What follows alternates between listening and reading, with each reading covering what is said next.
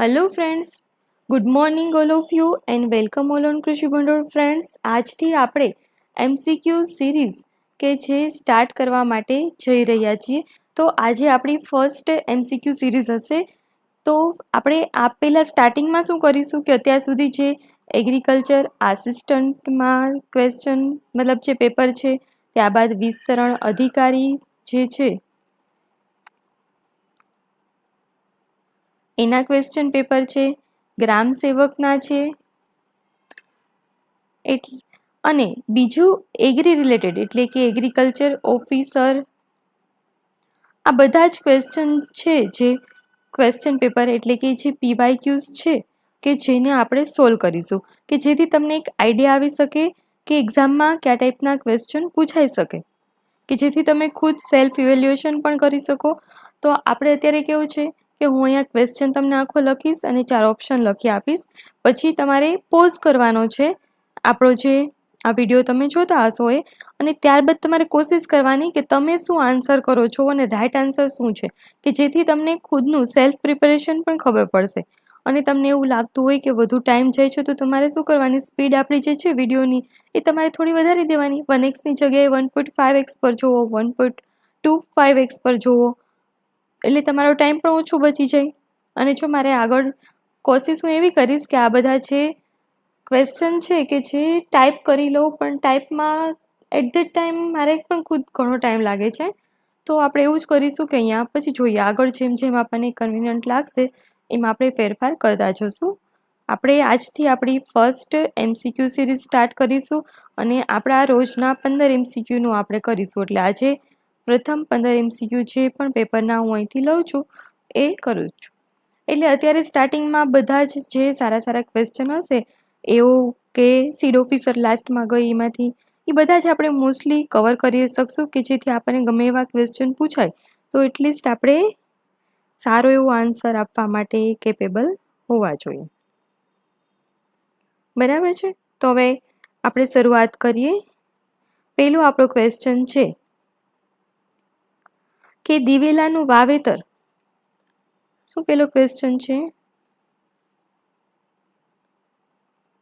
દિવેલાનું વાવેતર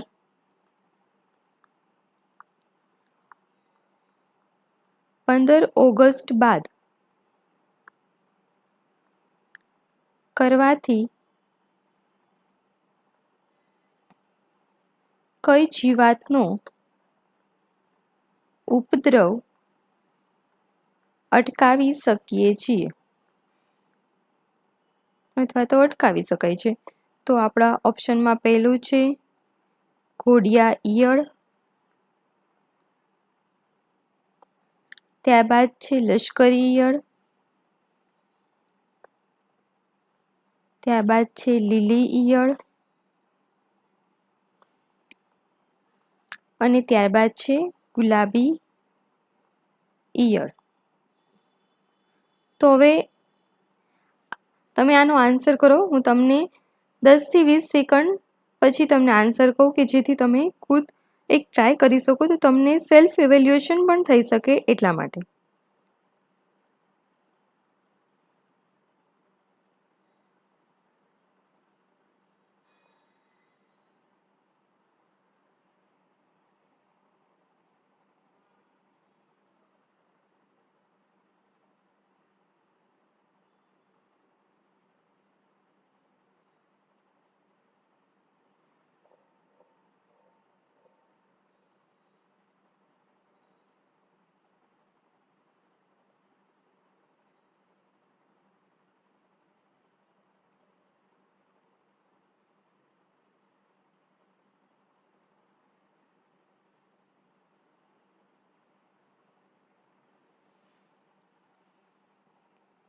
તો અહીંયા આપણો રાઈટ આન્સર આવશે ઘોડિયા ઈયળ. આ જે ઘોડિયા ઈયળ છે કે જે આપણે જ્યારે દિવેલાનું વાવેતર કરીએ છીએ તો જો 15 ઓગસ્ટ બાદ આપણે વાવેતર કરીએ તો આ જીવાતનો ઉપદ્રવ છે કે જે અટકાવી શકીએ છીએ, કેમ કે 15 ઓગસ્ટ પહેલાંનું જે પણ વાતાવરણ હોય છે એ વાતાવરણ ઘોડિયા ઈયળના ઉપદ્રવ વધવા માટે સ્યુટેબલ હોય છે. શા માટે હોય છે? તો કે વધવા માટે સ્યુટેબલ હોય છે. એટલે કે જો આપણે 15 ઓગસ્ટની પહેલાં વાવેતર કરીએ દિવેલાનું તો શું થાય, ઘોડિયા ઈયળનો ઉપદ્રવ વધી જાય છે. શું થાય છે? વધી જાય છે. અને એને અટકાવવા માટે આપણે આ કરીએ છીએ. ત્યારબાદ આપણો નેક્સ્ટ ક્વેશ્ચન છે સેકન્ડ, નીચેના પૈકી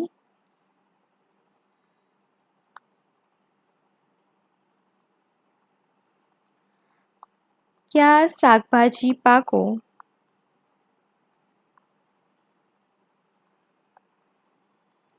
નો સમાવેશ પ્રધાનમંત્રી ફસલ બીમા યોજના હેઠળ કરવામાં આવેલ છે?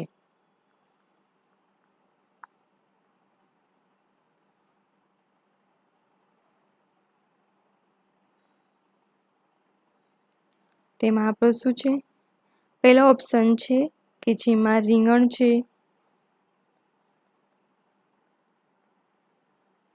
ત્યારબાદ બી કોબીજ, સી બટાટા અને ડી ભીંડા. ચલો તમે વિચારો આનો શું આન્સર આવી શકશે?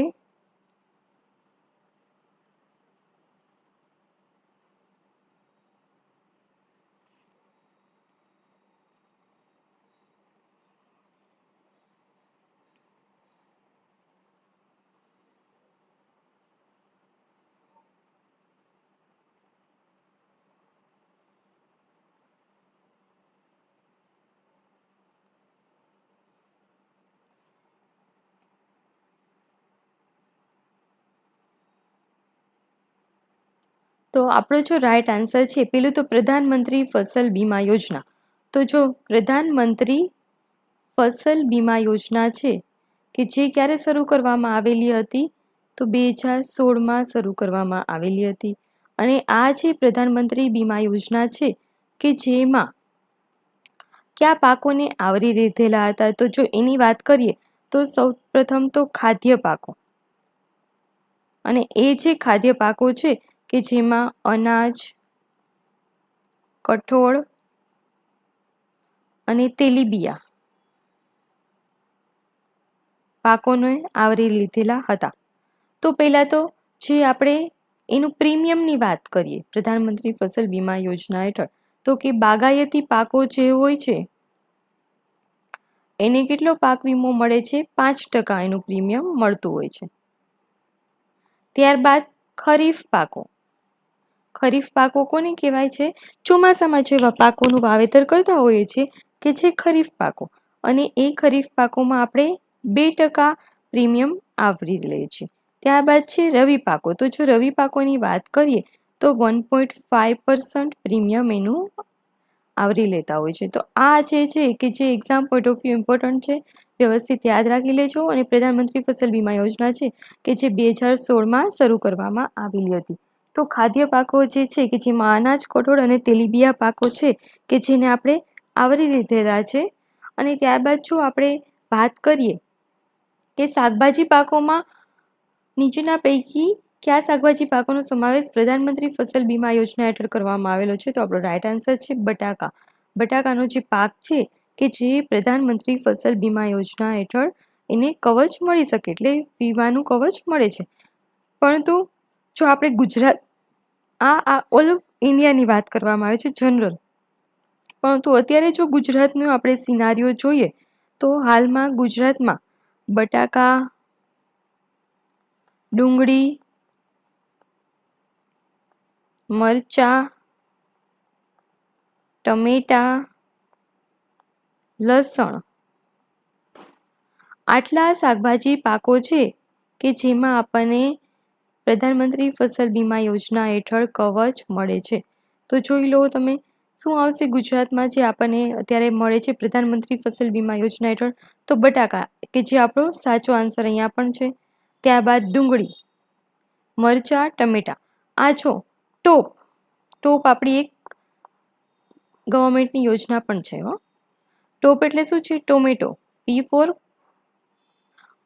O for onion, P for potato, TOP. તો અહીંયા પણ તમને જોવા મળે છે. જુઓ તમે તો ટોપ આવી ગયું, ટોપ આવી ગયું. તો ઓનિયન છે, તો ઓનિયનની આરે એની ફ્રેન્ડ કોણ છે? લસણ. એની બેનપણી છે ને, ડુંગળીની બેનપણી લસણ, એટલે એ તમારે યાદ રાખી લેવાનું. અને ટમેટા ભેગા કોણ હોય છે? મરચા ભાઈ. ટમેટા બેન ભેગા મરચા ભાઈ જોવા મળે છે. બસ, તો આવી રીતના તમે યાદ રાખી લેશો. ટોપ ઓનિયનની છે, ડુંગળીની બેનપણી છે લસણ, અને ટમેટા ભાઈ ભેગા મરચા બેન જોવા મળે, અથવા તો મરચા ભાઈ ભેગા ટમેટી જોવા મળે છે. એવું તમારી રીતે તમે યાદ રાખી લો. ઇન શોર્ટ આપણને આ યાદ રહેવાનું જ રાખવાનું જરૂરી છે. બરાબર છે.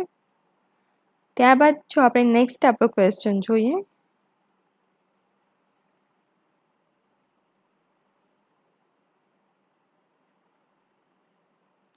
ખનિજ ક્ષાર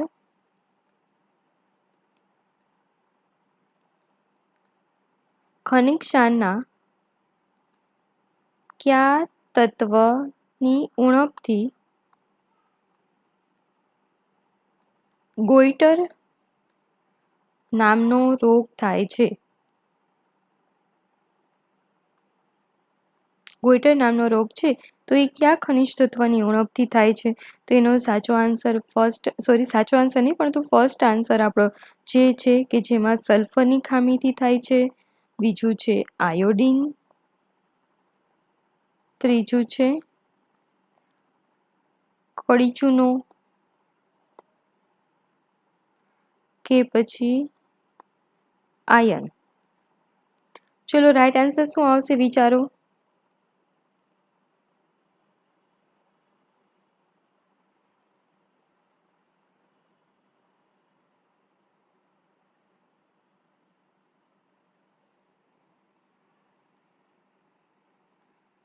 તો આપણો અહીંયા રાઈટ આન્સર આવશે આયોડિન. આયોડિનની જો ઉણપ આપણામાં જણાય તો ગોઈટર નામનો રોગ થાય છે. અને આ ગોઈટર જે રોગ હોય છે, ક્યાં થતો રોગ છે? તો કે ગળામાં થતો રોગ છે. ક્યાં થાય છે? આપણા શરીરના ભાગમાં.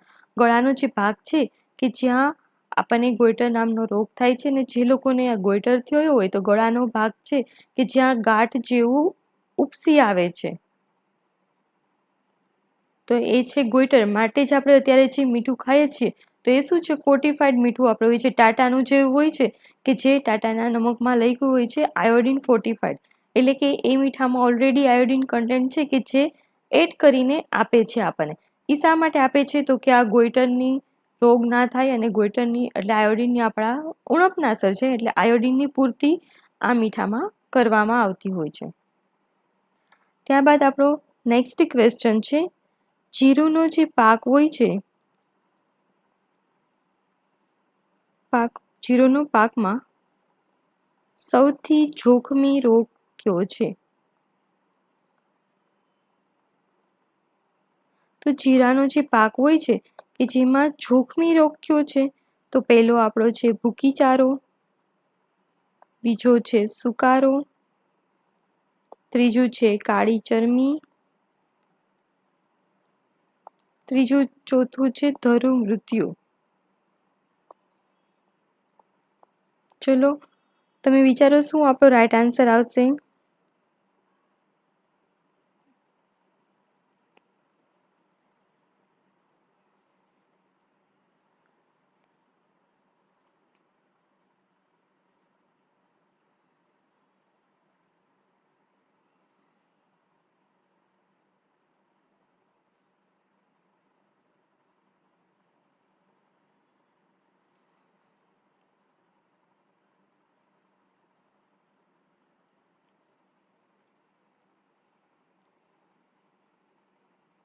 તો આપણો રાઈટ આન્સર આવશે કાળી ચરમી.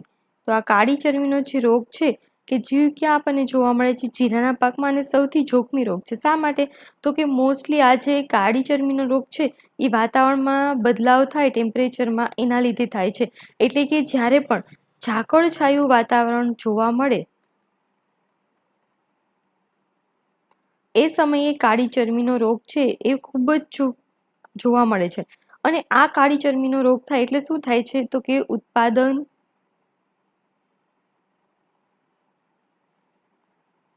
સાવ અથવા તો નહિવત મળે છે, અથવા તો 0% પૂછી જાય એવું પણ કહી શકીએ. કેમ કે જીરાનું જે આપણે પેલું થતું હોય, બીજ જે બેસતા હોય એટલે કે જીરાનો જે દાણો ફૂટતો હોય એ જ આખો ઉભરાઈ જાય છે અને બહાર આવી જાય છે આખો, એટલે જે સીડ સેટિંગ જે થવું જોઈએ એ થતું નથી. એટલે આપણો રાઈટ આન્સર આવશે કાળી ચરમીનો રોગ. ત્યારબાદ આપણો નેક્સ્ટ ક્વેશ્ચન છે. તો નેક્સ્ટ ક્વેશ્ચનમાં જો વાત કરીએ તો આપણો ક્વેશ્ચન છે કે કૃષિ અર્થશાસ્ત્રમાં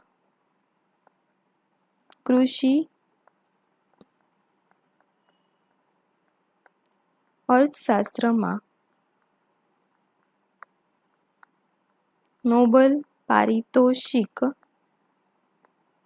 કોને આપવામાં આવ્યું?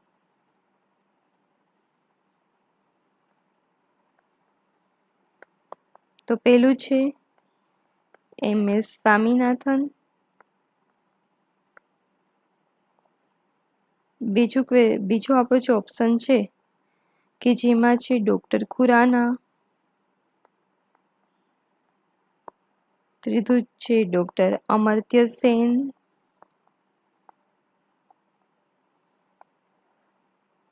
અને ચોથું આપણો જો વાત કરીએ તો એ છે ડોક્ટર આહુજા. ચલો આપણો રાઈટ આન્સર શું આવશે વિચારો.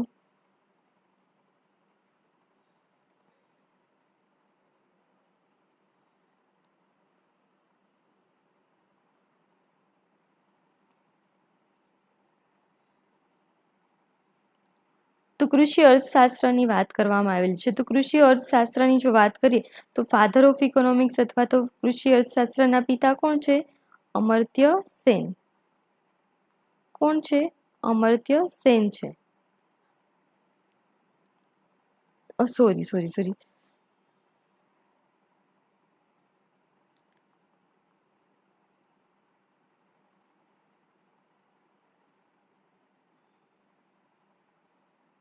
કૃષિ અર્થશાસ્ત્રમાં નોબેલ પારિતોષિક કોને આપવામાં આવેલું છે? તો એ આપણો રાઈટ આન્સર છે ડોક્ટર અમર્ત્ય સેન, કે જેમને નોબેલ પારિતોષિક આપવામાં આવેલું છે. અને અમર્ત્ય સેન છે કે જે ભારતીય છે, પ્રથમ ભારતીય છે કે જેમને અર્થશાસ્ત્રમાં નોબેલ પુરસ્કાર મળેલો છે. અને જો કૃષિ અર્થશાસ્ત્રના પિતા કોણ છે? Alfred Marshall. કોણ છે? Alfred Marshall.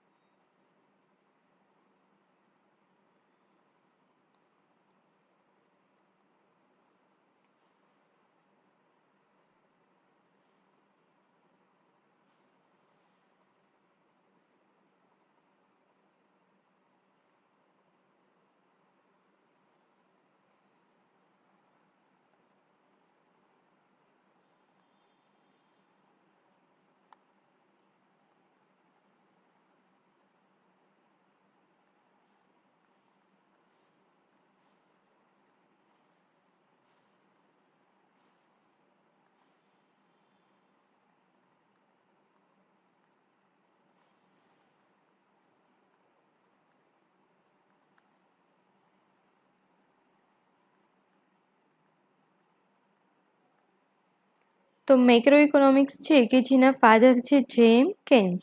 તો અર્થશાસ્ત્રના પિતા છે એડમ સ્મિથ. ત્યારબાદ માઇક્રો ઇકોનોમિક્સની જો વાત કરીએ તો એના પિતા છે આલ્ફ્રેડ માર્શલ, માઇક્રો ઇકોનોમિક્સના જેમ કેન્સ. તો ફ્રેન્ડ્સ, આજના આપણા જે MCQ સિરીઝ છે કે જેમાં આપણે 5 ક્વેશ્ચનો આજે વ્યવસ્થિત રીતે સમજ્યા, એટલે આજે આપણે અહીંયા સુધી રાખીએ છીએ. ફરી મળીએ છીએ નવા લેક્ચરમાં. ત્યાં સુધી તમે આપણી ચેનલ કૃષિ ભંડોળ છે એને લાઈક કરો, શેર કરો અને સબસ્ક્રાઈબ કરો. Thank you.